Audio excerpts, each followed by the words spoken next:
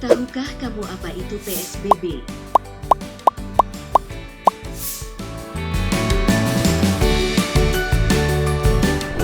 Pembatasan sosial berskala besar atau PSBB adalah pembatasan kegiatan tertentu penduduk dalam suatu wilayah yang diduga terinfeksi coronavirus sedemikian rupa untuk mencegah kemungkinan penyebaran.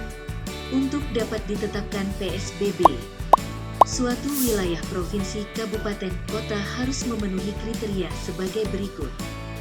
Jumlah kasus dan/atau jumlah kematian akibat penyakit meningkat menyebar secara signifikan dan cepat ke beberapa wilayah.